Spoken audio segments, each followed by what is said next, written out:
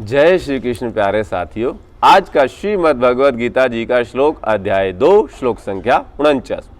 दूरेण यावरम कर्म बुद्धि योगात् धनंजय बुद्धौ शरणम अनविच्छ कृपणः फलहेतवा।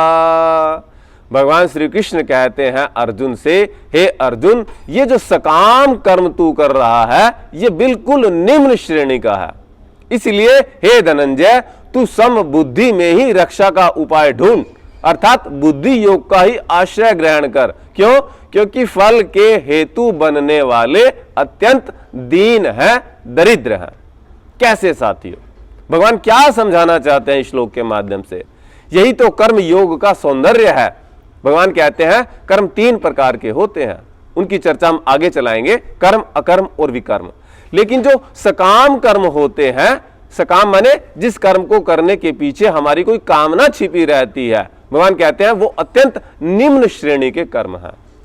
और जो फल की इच्छा रखने वाले हैं, फल की चाह में बंधने वाले हैं, भगवान कहते हैं कृपणः फल हेतवा। अंतिम ये अक्षर पकड़ के रखे, कृपणः फल हेतवा। फल की चाह में जो बंध जाते हैं मित्रों, फिर वो कर्म के बंधनों से मुक्त नहीं हो पाते। हमें कई प्रकार के कर्म करने होते हैं साथियों।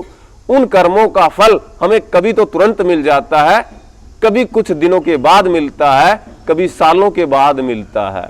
जैसे हम एक छोटा सा बीज धरती में बोते हैं तो वो पेड़ बनने में सालों साल लग जाते हैं। ठीक उसी प्रकार हमारे किए हुए कर्म लौट कर वापिस हमारे पास आते ही हैं। गहना कर्मणो गति, कर्म से हम छुटकारा नहीं पा सकते।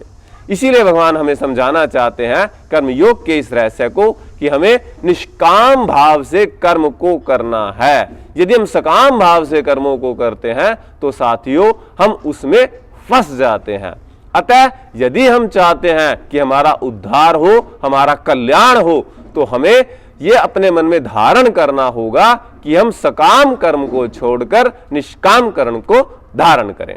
आपसे प्रार्थना, अपनी युवा पीढ़ी को श्रीमद् भगवद गीता से जोड़ने में आप हमारा सहयोग करें, क्योंकि ये सोशल मीडिया का जमाना है। अतः आप हर बच्चे के मोबाइल में श्रीमद् भगवद गीता के श्लोक गूंजने चाहिए।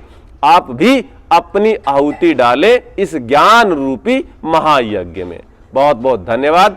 जय श्री कृष्ण।